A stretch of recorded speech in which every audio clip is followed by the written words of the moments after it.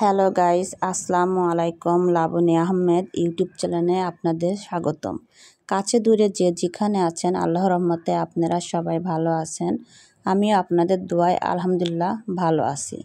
আমি দুপুরে ঝটপট ঘর দোরগুলো গুছিয়ে নিয়েছি অফ ক্যামেরায়। এগুলো আর আপনাদের সাথে শেয়ার করলাম না। প্রথমে আমি মুরগিটা কেটে ভালোভাবে ধুয়ে এই যে রান্নার কাজে চলে এসেছি। আজকে আমি মুরগির মাংস রান্না করব। তাই আমি এখানে মুরগির মাংস অফ ক্যামেরায় চুলায় দিয়ে ফেলছি। এখানে মুরগির মাংসে যা যা মশলা দেওয়া হয় আমি সব মশলাগুলো দিয়ে এখানে সামান্য পরিমাণ পানি দিয়ে মাংসটা ভালোভাবে কষিয়ে নিচ্ছি। কারণ মাংসটা ভালোভাবে না কষালে মাংসের ভিতরে মশলাগুলো যায় না আর খেতেও ভালো লাগে না। আমার কাছে তো খেতে ভালো লাগে না, আপনাদের কাছে কেমন লাগে তা তো আমি জানি না। তাই আমি ভালোভাবে কষিয়ে পানিটা শুকিয়ে যে ভাজা ভাজা করে নিয়েছি। এর মাঝেই আমি রাইস কুকারে ভাত বসিয়ে দিয়েছিলাম। এখানে আমার ভাতটাও হয়ে গিয়েছে। আসলে সংসারে এত কাজ যে যারা করে তারাই একমাত্র বোঝে যে সংসারে কত কাজ থাকে। আর আমি এখানে অফ ক্যামেরায় রসুন, আদা, পেঁয়াজ এগুলো আমি ভালোভাবে কেটে ভালোভাবে ধুয়ে নিয়েছি এবং আমি এগুলো অফ ক্যামেরায় ব্লেন্ডার করেও নিয়েছি। আপনারা দেখতে পাচ্ছেন আমি আদা, রসুন এবং পেঁয়াজ সবগুলোই আমি ব্লেন্ডার করে নিয়েছি। এক সপ্তাহের জন্য ব্লেন্ডার করেছি, কারণ প্রতিদিন ব্লেন্ডার করতে ঝামেলা হয়। তাই এগুলো আমি ব্লেন্ডার করে ফ্রিজে সংরক্ষণ করে রেখে দেব পুরা একটা সপ্তাহ। আর আমি এখানে রুটিটাও ফ্রোজিং করে রেখে দেব, কারণ আমার সকালে আমার মেয়ে স্কুলে যায়।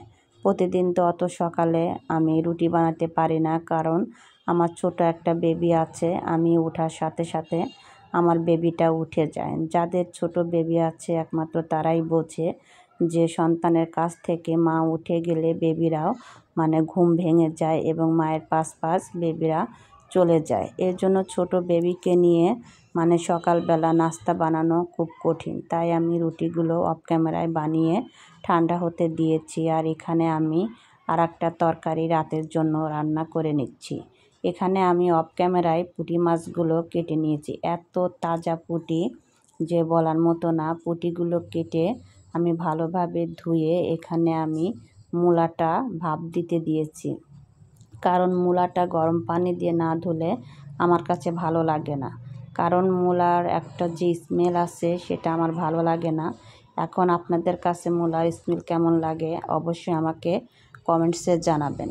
আর আমার ভিডিওটি যদি আপনাদের ভালো লাগে অবশ্যই লাইক, শেয়ার এবং কমেন্টস করে আমার পাশে থাকবেন। এখানে আমি পরিমাণ মতো পেঁয়াজ বাটা দিয়েছি এবং পরিমাণ মতো মশলাগুলো আমি দিয়ে নেব, কারণ পেঁয়াজ বাটাটা আমি ভালোভাবে এটাকে ভেজে সাথে মরিচটা দিয়ে নিচ্ছি। কারণ পেঁয়াজের যে একটা কাঁচা গন্ধ আছে সেই গন্ধটা আমি তেলের ভিতরে ভালোভাবে ভেজে নিচ্ছি। এখানে আমি পরিমাণ মতো হলুদ এবং জিরের গুঁড়োটা দিয়ে এটাকে আমি আবার ভালোভাবে কষিয়ে নেব।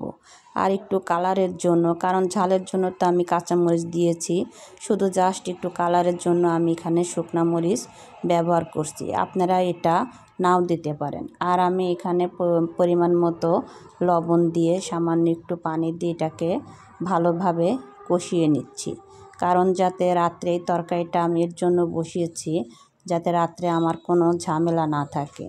আমি একবারেই দুপুরে রান্নাটা সেরে নিয়েছি। এখন আমি এই মাছটাকে ভালোভাবে কষিয়ে এবং এটাকে পানি একদম শুকিয়ে নেব। শুকানোর পরে ওই যে আপনাদের দেখালাম যে আমি মূলাটা ভাপ দিয়ে নিয়েছি। এখন মূলাটা ভালোভাবে আবার ধুয়ে আমি এই যে মাছের সাথে দিয়ে দিচ্ছি। দিয়ে এটাকে নাড়াচাড়া করে আমি একেবারে পানি দিয়ে দেব, পরিমাণ মতো পানি দেব। যতটুকু আপনারা ঝোল রাখেন ঠিক ততটুক। আমি এই যে পরিমাণ মতো পানি দিয়ে নিয়েছি।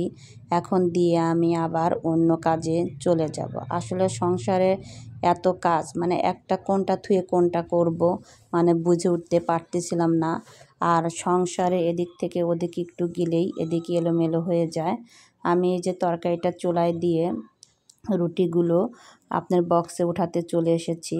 আর রুটিগুলো এই যে বক্সে উঠাইয়ে আমি এগুলো ফ্রোজিং করে রেখে দেব 1 সপ্তাহের জন্য।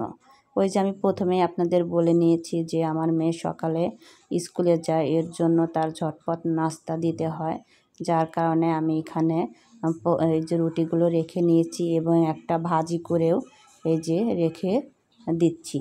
আর এই যে আমি পরিমাণ মতো একটু ভাজি রেখে দিচ্ছি, আমার মেয়ে রুটির সাথে সকালবেলা খেয়ে যাবে। আর আজ এই পর্যন্তই, অন্য কোনো ভিডিওতে আপনাদের সাথে আবার দেখা হবে।